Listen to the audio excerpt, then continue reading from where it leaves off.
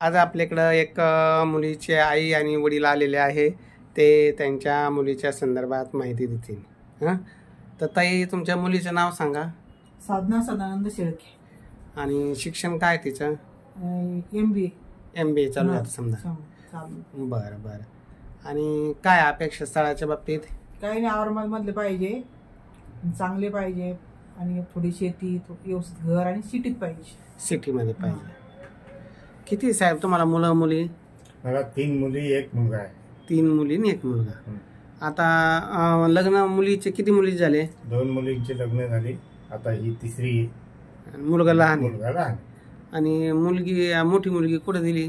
आपल्या गंगापूर तालुक्यामध्ये मालुंजा साळुंक्यामध्ये का? साळुंक्यामध्ये दिली. आणि 2 नंबरची? 2 नंबरचे पांढरवळला इंदापुरीला दिलेली. बरं बरं.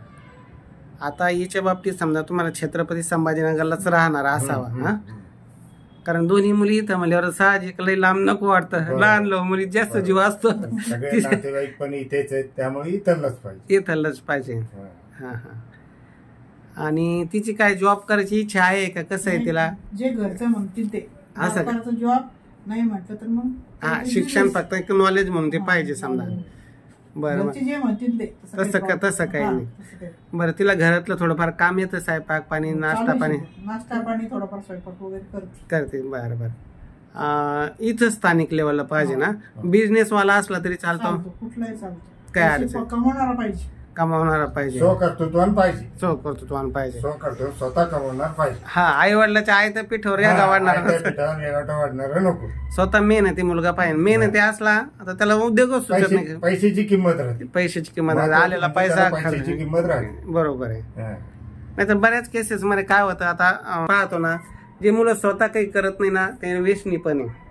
म्हणजे स्वतः ऍक्टिव्ह पाहिजे. वडिलांची किती प्रॉपर्टी असू नये, कमी असू दे, तिची व्हॅल्यू नसते. असा शेळके सरांना स्वतः कर्तृत्ववान मुलगा अपेक्षित आहे. त्याचं इथं शहरात घर असावं. बाकी गावाकडे थोडीफार शेती असावी, 2-4 एकर शेती, शहरात घर, महिन्याला 50-60 हजार म्हणा, 1 लाखाच्या पुढे तो कमावता असावा. 1 लाख रुपये महिना असेल, शहरात घर असेल आणि गावाकडे 2-4 एकर शेती असेल, असंच तर त्यांना चालतं. मुलगी दिसायला सुंदर आहे, समजदार आहे, फॅमिली चांगली आहे, लग्न कार्य अगदी व्यवस्थित ते करून देण्यासारखे आहे. लग्न ते करायची तयारी आहे ना तुमची? हा, म्हणजे व्यवस्थित सगळं स्टँडर्ड पद्धतीनं. टेन्शनच घेऊ नका नाही ना.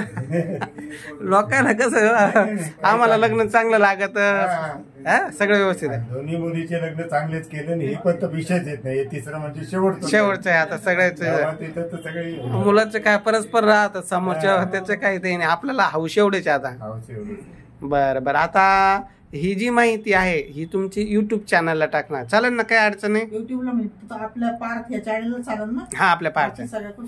नाही पार्थ मराठा उद्योग सूचक केंद्र, जे तुम्ही माझे व्हिडिओ बघता ना युट्यूबचे, हा त्याच्यावर टाकणार. सगळीकडे आहे. अरे मग एवढे नाते एक असताना युट्यूबला काय टाकलं? असा प्रॉब्लेम येतो. येईन तुम्हाला ज्यावेळेस कोणी लईच नातेवाईकांना त्रास दिला तर आपण डिलीट बी करतील, काय अडचण नाही. बाकी दुसरी काय अडचण नाही, आपण काय सोय थोडी करतो. हा हा, एवढंच आहे. एवढी नाते एक असताना कमाला 1 मुलगा भेटा ना. हा हा, असा प्रॉब्लेम. हे बघा मामा काका भाऊ बहीण खूप काही असतात, पण टाइमवर स्थळ आणणारे कोणीच नसतात. नाव ठेवणारे सगळे असतात, पण सहकार्य करणारे कोणीच नसतात. आणि माझी जी भावना आहे, माझ्याकडे जो डाटा आहे ना समजा, तो तर मी देतोच आहे, पण युट्यूबवर टाकण्याचा एकच उद्देश का आपल्या लेकराला चांगलं स्थळ भेटावं. म्हणजे तुमचा व्हिडिओ बघून, तुमची फॅमिली बॅकग्राऊंड बघून एखाद्याला तुमची प्रोफाईल आवडली आणि त्याने जर आमच्याशी कॉन्टॅक्ट केला, आता तुम्हाला ते आम्ही त्यांचा फोटो बायोडाटा देऊन जमवण्याचा प्रयत्न करतो. हा शुद्ध हेतू आहे म्हणून आपण यूट्यूब चॅनल चालू केलं. आणि तेही मी सांगून शिकून सगळ्याचेच टाकतो असं नाही. ज्यांना विचारतो बाबा असं आपलं चॅनल आहे तर टाकायचं का, ते म्हणले टाकायचं. एका लई पाहुण्या रावड्याने त्रास दिला, तुम्ही युट्यूबवर दिसले डिलीट बी करता येतो. काही शंका मनात बाळगायचं काही काम नाही. तर अधिक माहितीसाठी माझा नंबर देऊ का तुमचा? देऊ? माझंच राहून देतो, म्हणजे कसं तुम्हाला जर कॉल आले तुम्ही परेशान व्हाल. अधिक माहितीसाठी 9403 41 40 87 या नंबरवर संपर्क करा. आणि ज्यांना त्यांची प्रोफाईल योग्य वाटली त्यांनी आमचे संपर्क करा. आमचे office Shangrila complex, Samarthnagar, Kartik hotel शेजारी छत्रपती संभाजीनगरला आहे. लग्न कार्य अगदी थाटात करून देण्यासारखे आहे. सुशिक्षित चांगली फॅमिली आहे आणि तेही शहरात इथं छत्रपती संभाजीनगरला स्थायिक आहे. त्याच्यामुळं दोन्ही मुली त्यांच्या इथंच राहायला आहे. त्यामुळं त्यांना असं वाटतं की लहानही मुली जवळपास असावी. नोकरी करणारा असला तरी चालेल, व्यवसाय करणारा असला तरी चालेल.